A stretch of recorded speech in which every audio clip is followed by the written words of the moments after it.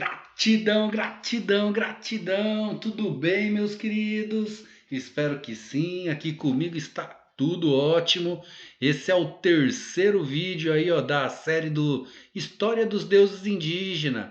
Espero que vocês tenham assistido os anteriores, até para poder estar entendendo melhor esse agora.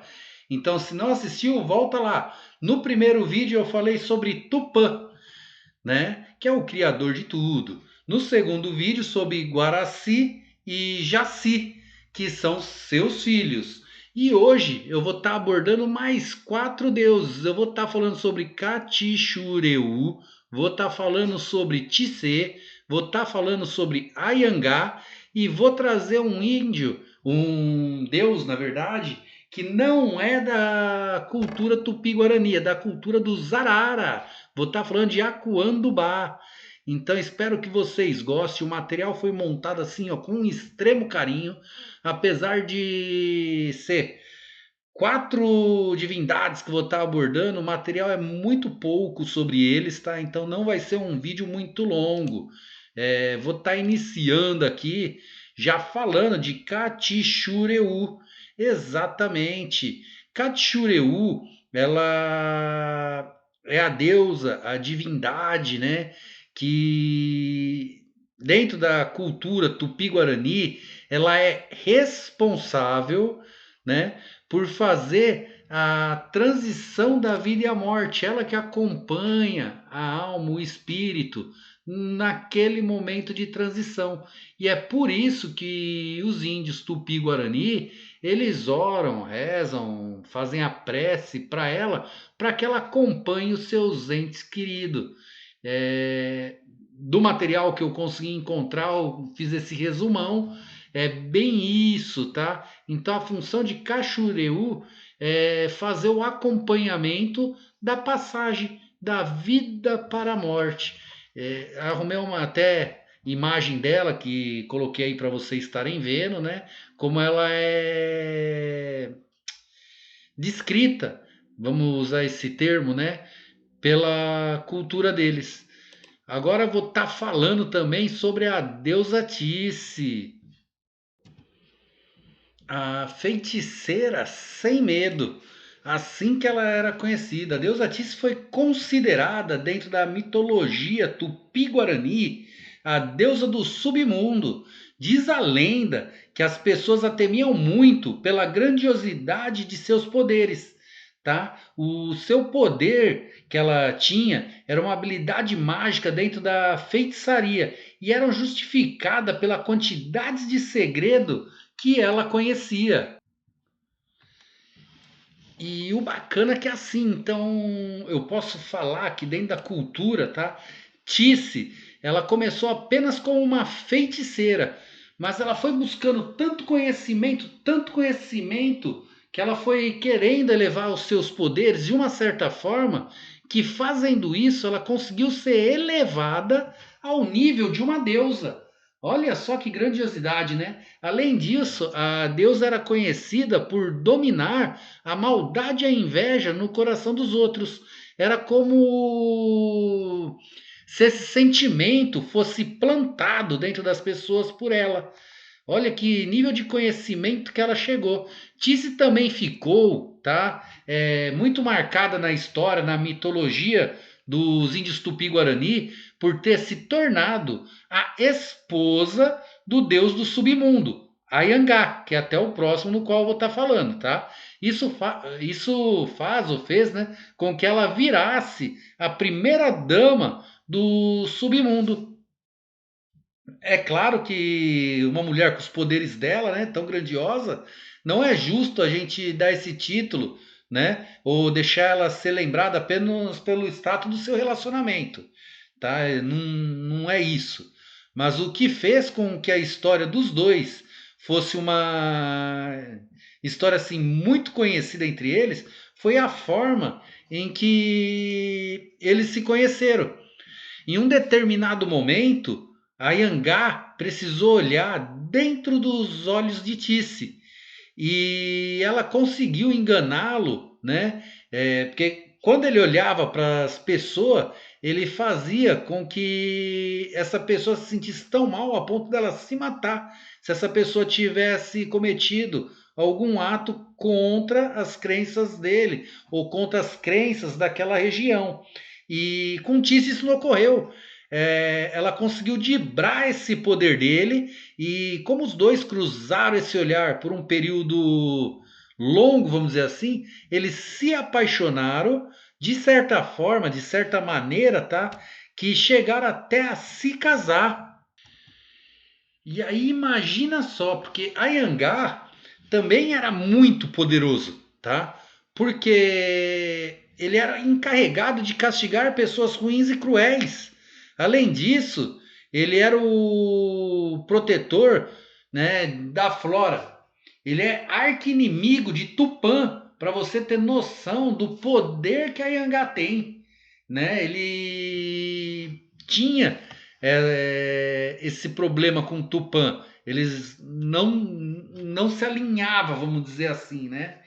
E ele castigava sem dó, tá? A Anhangá não tinha dó de castigar quem maltratasse mulher ou qualquer tipo de fêmea que tivesse grávida, que tivesse prenha. Ele tinha uma forma muito peculiar de fazer isso. De acordo com a história, qualquer um, tá? Ou entre humano, o que fosse, as divindades, tá?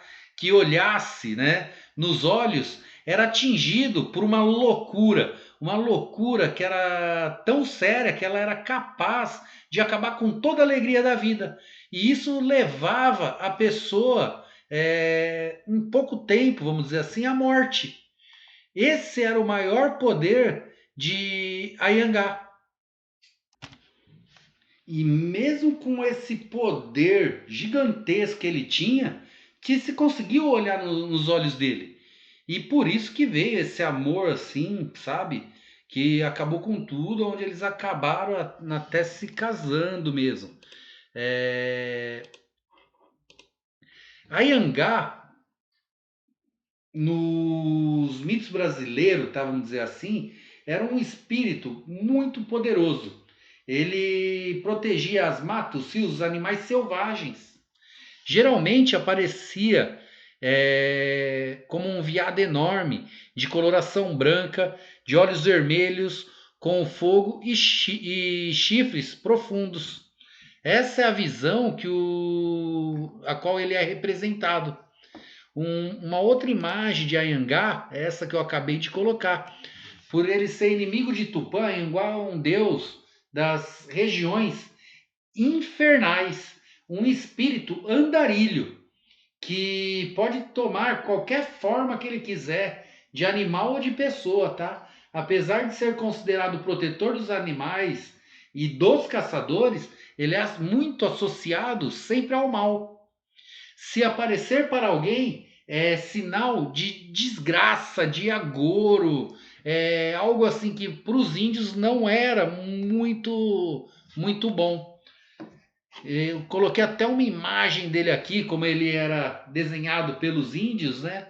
E ele é totalmente ilusionista, sabe? A Anhangá é capaz de criar os mais diversos tipos de ilusão para enganar suas vítimas. Ele é um metamorfo, vamos dizer assim, né? A Anhangá é capaz de se transformar em qualquer criatura a qual ele queira, tá? Se ele quiser, simplesmente ele, né, dá um jeito, ele mentaliza e ele vai virar aquela criatura e dessa forma que ele engana todas as suas vítimas. Agora eu vou estar falando aqui de Acuandubá. Lembra que eu falei lá no começo do vídeo? Acuandubá, tá? Ele é uma divindade da mitologia dos índios araras, que habita o estado do Pará. Segundo a lenda, se alguém cometesse algum excesso contraindo as normas das divindades, ele simplesmente assoprava sua flauta para dar um sinal de que algo de errado não estava certo, vamos dizer assim. E com esse sinal, as pessoas se orientavam, os deuses se orientavam, né? Porque nessa época as pessoas ainda na cultura deles estava no céu e voltava a manter uma plena ordem. E até que um dia, né, teve assim uma, como vou dizer, um caos, entrou em caos lá no céu, né? De acordo com a mitologia, e ele tentou restaurar, não conseguiu. Ele foi responsável pelo dilúvio, já que não tinha mais uma harmonia, já estava tudo abalado. Então ele perdeu a paciência, tocou a flauta, fez o que podia, não teve como ele melhorar, né, aquela situação, e daí ele fez o dilúvio. Até hoje, os araras habitam no. Eles, na ideologia dele, é como se rompesse tal uma casca do céu e eles caíram na terra. E por isso que até hoje, até vou explicar melhor essa parte, eles habitam no Vale do Rio Iriri Xingu, lá no estado do Pará. Eles associam, tá, as araras que voam em bando na floresta, quando pousam em cima das árvores, como se elas estivessem trazendo, né, novas almas para reencarnar. É, e isso para eles foi como se fosse também um castigo, porque lá no céu, tá? Eles viviam com estrelas, estava tudo indo totalmente bem. E quando eles chegaram, né, ao chão, eles começaram a ter até que trabalhar, descobriram vários perigos que tinha na Terra. E então essa é a história de Acuandubá, né? Ele era um deus que avisava quando as coisas estavam saindo do controle. E pela desobediência, né? Qualquer semelhança com outras religiões aí, por causa do dilúvio, né? Que nem eu falei lá no primeiro vídeo. Muitas vezes, tá? Essas histórias podem ter sofrido algumas alterações por questão de região, lembrando o tamanho do nosso Brasil, ele é muito grande. E na época da colonização, né, teve uma grande influência aí dos padres que vinham trazer também a cultura deles, a religião deles, e muita história se fundiu nesse meio.